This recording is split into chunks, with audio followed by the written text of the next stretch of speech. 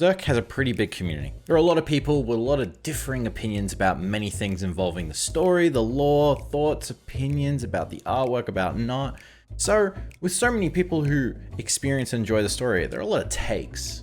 Some can be very, very cold, and some could be extremely boiling hot.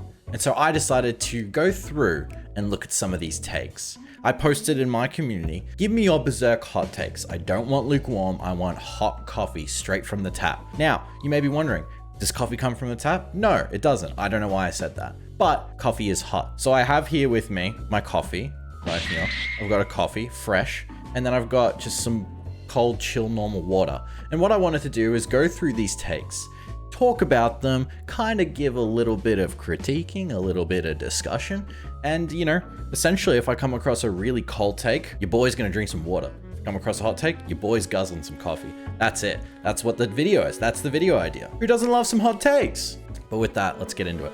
My hot take is Zod without his second horn looks weird. It makes it look like in his demon form, he has a bad haircut.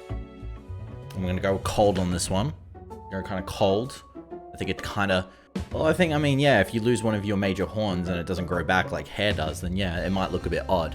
I think it adds a bit of, you know, I think it adds a bit of uniqueness to an already known kind of demon-like look figure to it. So maybe it's not actually that weird for me. I don't really know. I don't know how I take this take. I'm gonna go with the okay. Interesting.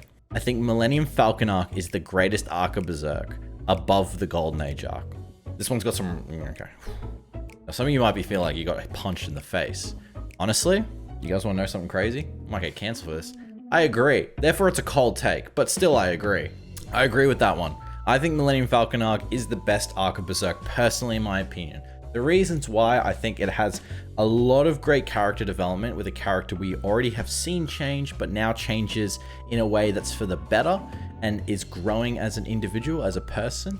I think the characters around are more fleshed out than even the Golden Age. Like, people always talk about how they miss like characters like Judo and Pippin. We didn't actually know where they came from, what their hopes and dreams were, what their goals were. But for Shirke, for Farnese, for Serpico, we know the things that they're attached to, that they love. We know their personal history. You know, Isidro, even though his goal is as simple as fuck, we know what he wants. Kind of the other ones, like Pippin was the strong silent type that was kind of goofy. But at the same time, we didn't really know him. He was a Chad, but we didn't know him. That's one of the things I think makes the arc better. So I'm kind of with this guy. I'm with this. I'm with this. 100%. I miss some level of world building and geography for characters, spatial orientation through chapters and arcs. I'm gonna go with that's a hot take, but I agree with it. I miss some world building too. It feels like most of the world building was in the Golden Age and then everyone forgot about it. And I don't think that's a slap in the face to Miura-san. He clearly had other stuff he was planning anyway. But it does feel like when you think of Middle-earth, you know what Middle-earth looks like. You know where the places are. When I think of Midland, I don't know where anything is. Vitranus, is it in the east? Is it in the south? Where is Doldry? Where are all these different places that just existed? Where is Enoch Village? Like, where are all these places in parallel to the world of Berserk? It's also called the world of Berserk. We don't even know the name of the planet, like the continent in a way. And Midland kinda is the continent. And we know there's the Kushan Empire, but we don't know too much about where they're from. We know it's, you know, resembled to Persian history, but I think that's a fair criticism. And I think it's a fair take to be like, you know what? When Guts says, I am the Berserk in time, it is the most moving part in the manga, in my opinion. I'm gonna go with a hot take on that one. I think the best part is when he said, I'm about to burk out. That was probably better. I like Nina and Sonia. Nina is a kind of a bad person, but in a relatable way. And Sonia is also pretty understandable, despite doing bad things. I don't think one half of this is not a bad take. The other half is a bad take. I like the Sonia part. So I guess 1/3 of this, I like Sonia. I don't understand how anyone likes Sonia. I don't understand how anyone likes someone who's as naive and a religious zealot as Sonia. I hate Sonia. Nina, totally down with. Nina shows us. Nina is like the caucus of us. That's who Nina is. She shows us the side of us that we hate. Right? Which is hype and maybe a bit scary. Sonia, fucking hate Sonia. She's necessary to the plot, but I don't understand how anyone likes Sonia. I just don't. I'm sorry. This is one of the hottest takes. I'm actually getting so fucking triggered right now, but I think Griffith versus the Kushan Empire is easily better than the war that happened in the Golden Age, or any other war that happened in any manga. Is the better war of the Golden Age.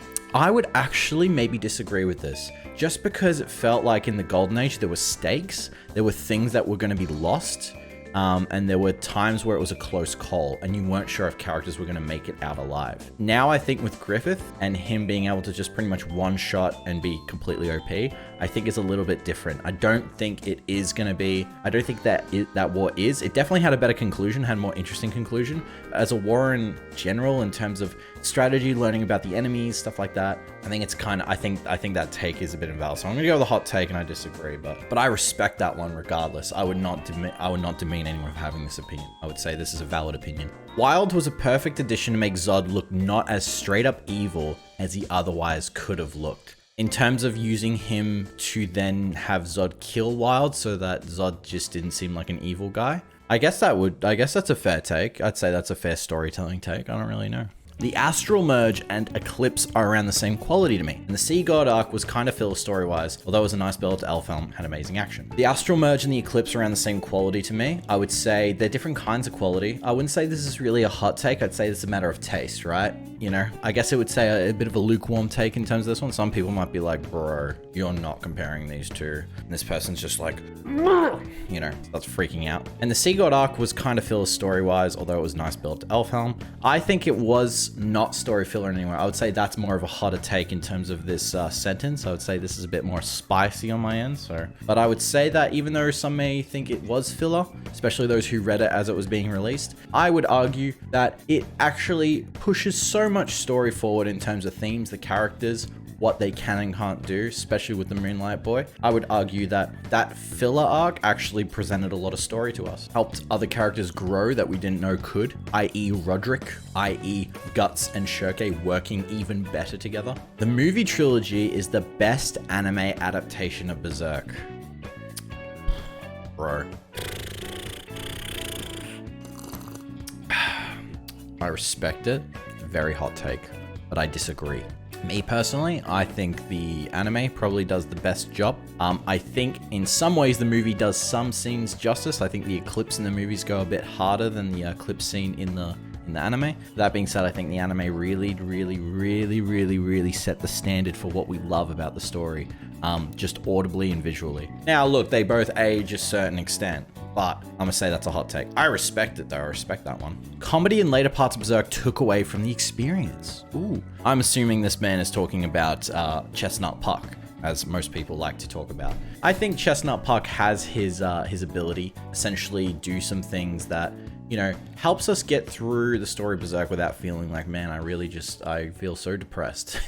And I think that was the point of him in the beginning, was to be this bundle of fun that kind of stuck through all the awful stuff in the story, especially in the Black Swordsman arc. Now, I think later, of course, I think the comedy maybe took away more. That's a fair argument, actually. I wouldn't say that's a hot take. I'd say it's just a fair criticism. I'm gonna go a bit lukewarm, if not a bit cold. I think the comedy still, in essence, is there to make sure that you don't, you don't forget about the good stuff. Now, let's say if we get to the final battle of the series and then, you know, Puck's standing there making Star Wars Yoda jokes, then yeah, maybe it might get a bit stale. But I think maybe we're in a transition period.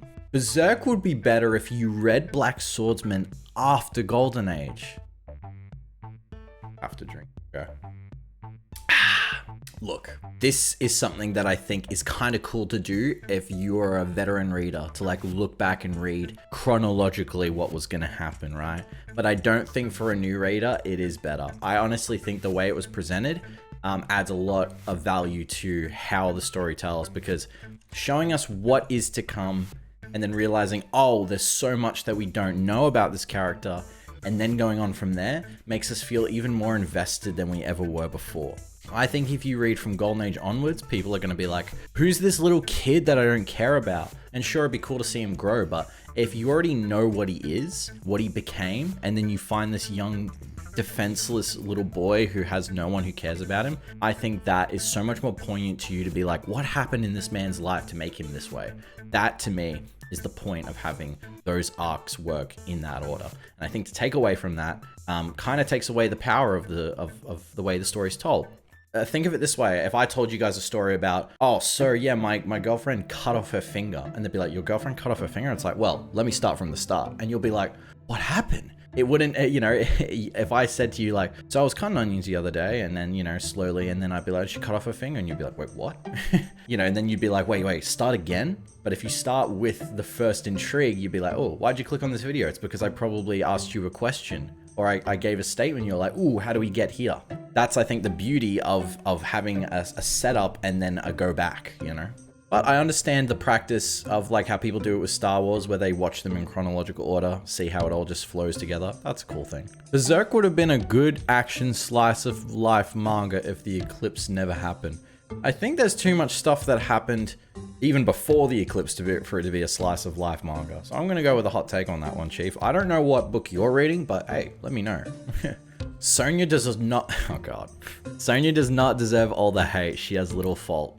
Okay, I understand why people, you know, if you kick someone down, some people want to help this person up. But let me just be very frank in terms of why I don't like Sonya. She, in essence, is a very good character because I dislike her so much. She is a naive child who does not have any idea what's going on in the world. I think Sonya doesn't have the capacity for right or wrong, and is such a prophet that knowing all this good that's happening in the world is justified by the awful things that Griffith did. And I think that is the problem. And I think hating, in essence, if you don't like Griffith, you can't like Sonya, because she enables all the things that he would later do and continue to do forever. That's my thing. To say she has little fault, I would say to disregard the actions that happen in the series and her involvement with them. And also, she is someone who disregards the social cues of knowing that she is not meant to be with Griffith as well. He clearly does not care too much about her. He has goals. And, you know, it's similar to someone idolizing someone when in reality they're not friends, nor are they in any way actually meant to be an item. That's just the thing. It's so just, you know, back off. I low-key prefer the skull helmet of the Berserker armor to the wolf helmet that it transforms into. I'd say I'm kind of lukewarm on this one. I don't really mind. I think there's a reason why. I think we all know the reason why. So it's just a matter of taste. It's like if you showed me a background of like, oh, which Berserker armor do you have? Do you have the skull one or do you have the wolf one? Some people will be like, oh yeah, I've got the wolf one. So I've got the skull one. Go. That's tight, bro. Lord Genone is authentic LGBT representation. I would say this is a hot take and almost kind of a dumb one as well. Also say it's probably not even a good, funny take. If I were to give an honest answer, I would say probably Griffith is probably the most authentic LGBT representation in terms of the way he looks. He's an accurate femboy, and I think that's what a lot of people in that community like. They like people who are a bit more androgynous, and Griffith evokes that, especially in terms of when he's in femto mode. He has almost those kind of theatrical looks of having lipstick and almost eyeshadow. And I think that kind of attributes that look. And it's also in a bunch of other manga. If you look at like characters like Frieza and stuff like that, they're males, but they don't sound like males. Golden Age is drawn out and, in my opinion, creates more contradictions while it explains the pre-eclipse. I would say the contradictions are kind of, you know, they're kind of small. The contradictions are kind of small in a little way. I'm trying to think of specifics right now, but I can't think of anything. Probably stuff involving dialogue. You know, pretty much everything that, you know, Guts knew about Griffith in terms of, you know, when they met again in the temporal junction with the slug. Can't really think of much else that would make us feel like that is the case in terms of other contradictions. I'd say it's pretty solid. Maybe if you see some small little details. I might go with I will say the Golden Age feels like it's drawn out. It's actually not that long. In terms of chapter length, it's actually not that long. I'm gonna go with maybe a little bit of a cold take. I think some criticism, but I also don't see some exact stuff, but you know. Golden Age is probably the worst arc. Jeez, Golden Age is getting fucked up. Is this the case where people thinks it's the best and then everyone else is just like, no? Like, yeah, it's the arc where the artwork evolved and the writing really came into its own, but every other arc to me just adds so much more to the universe and is so much more fun. And this guy also then capped it off with the 2016 anime is better than the 3D movies, which I'd say is a very hot take, and I'm almost tempted to drink the rest of this coffee. That's such a hot take, at least the later half. I think he's trying to bait, so I'm gonna go with a hot take and pretty much move on with my day. Most of Guts' new party are mid as fuck. I'd say that this is Very hot take. Like I said earlier, I think that Guts' new party are almost more fleshed out than the previous party in every single way. Ricket has been fleshed out more over time. And I also put Ricket on par with the history and backstory of characters like Isidro, but not on the same level as characters like Farnese. We literally know Farnese's life story. We know where she grew up. We knew what her childhood was like. We know the same with Farnese. I would say that Guts' new party are so much more evolved and have their own style in every sense of the word, not only in combat, but the way they speak and the way they approach conflict and objectives and obstacles, that I'd say they're pretty much on par to be like one of the best fantasy parties you could have on a long journey, and that's what's fucking hype about them. So I'd say it's a very hot take. There are too many unnecessary action scenes in the later part of the manga that didn't really add anything to the story and just ruined the pace in my opinion. Also, the troll section was the weakest of the manga. Shirke could have been introduced in a more interesting way. That is an interesting topic. I think the action scenes have gotten better, honestly, because I feel like whenever there's an action scene, there's always a goal or a foil to how Guts approaches the situation as opposed to just slash. There's more intrigue in the action scenes of, do I use the Berserker armor or not? How do I combat this threat when I have people to take care of and care for and make sure they don't get hurt? Like you said, his sword is much heavier than it ever was. I think honestly, with Golden Age fights, those feel kind of mid, because even though they look great regardless, every action scene looks great. I'd say they're less necessary because it's just like a battle. It's like there aren't as many stakes, unless when they were fighting for Doldry with the Purple Rhino Knights and all those other knights on the battlefield, like with Casca and her falling off the cliff and the 100-man fight. Like, those are cool stakes and cool things that reveal character. But honestly, all the ones where they're fighting on the field, I hardly remember most of them. I remember the 100-man fight, falling off the cliff, and fighting the guy with Zod's sword. That's it. That's all I remember in terms of the big battles. I really don't remember anything else in terms of those big battles. So I would say it's kind of like a hot take, maybe lukewarm. The troll section, I think Shirke was introduced in a very interesting way. You know, it shows this more mystical side of the world that not necessarily involves Guts and the apostles, but something the world already has. Isidro has not yet proved necessary for the story, and I doubt he will. I'm going to go with a hot take on this one. I think he has and continues to prove necessary for the story as he continues to grow as a person. You may not think he is because he's just a kid. And I think that he, even though idolizes Guts, he's trying to figure out his own way of life. Guts has taught to him, don't try and fight like me when you can't be me, fight like you.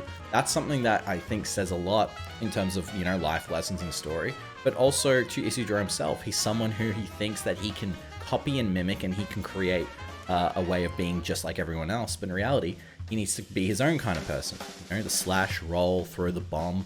He needs to be Isidro. Throw rocks, throw bomb, slash with dagger. He can't be Guts with big, huge fucking sword. And that shows. And I think he continues to grow and understand the value of people. Like, being interested in having Casca teach him how to sword fight instead of it just being Guts.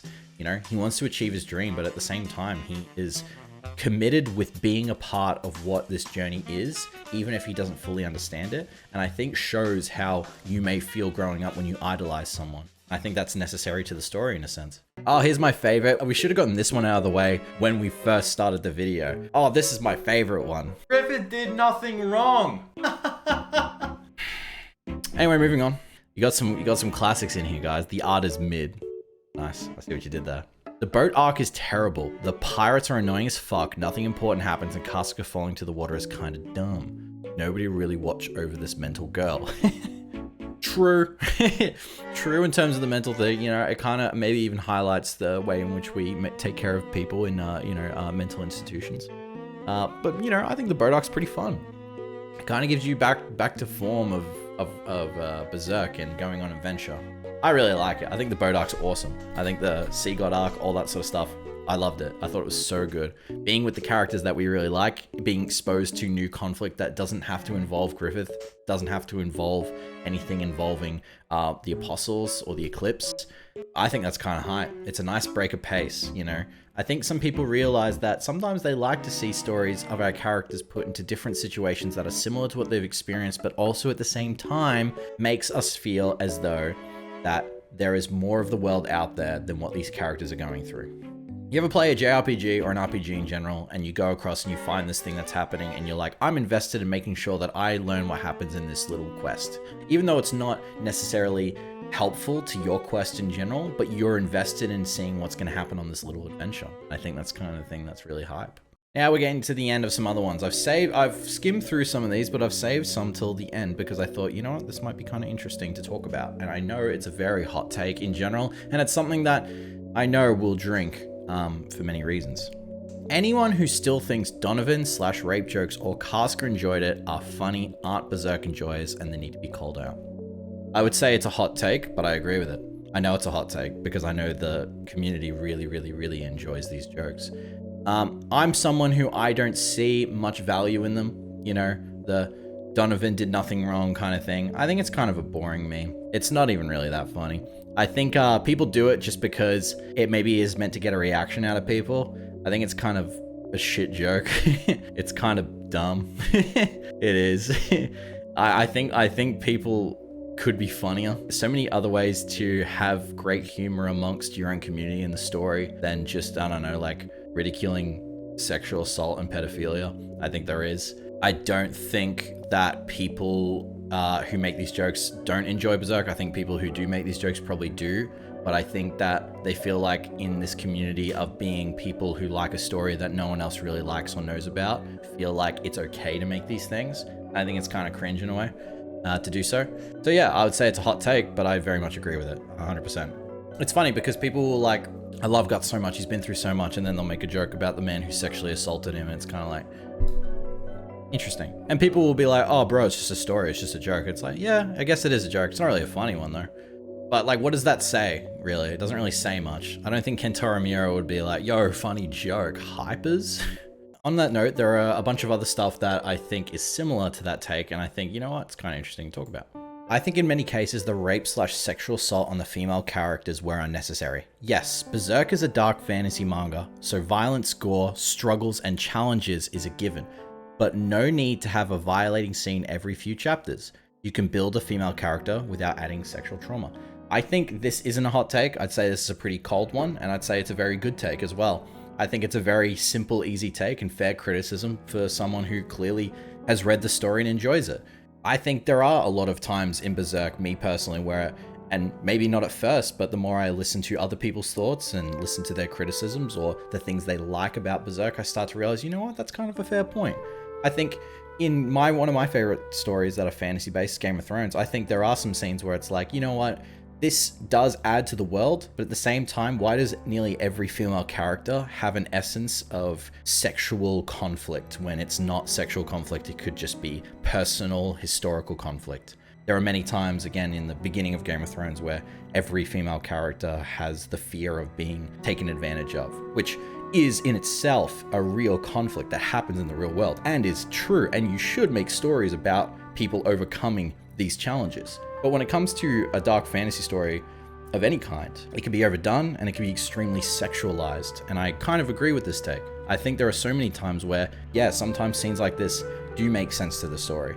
And sure, these challenges are a given in real life. At the same time, why does this panel look extremely ecchi? That's something that I think is kind of a, maybe not essentially a problem with Miura and his writing style, the way he drew things. More essentially, I guess, a problem with the culture in which manga is created, the culture and the reader demographic that manga is created. Because clearly, to a degree, people wouldn't stop making manga about certain things unless people enjoyed it and kept buying it.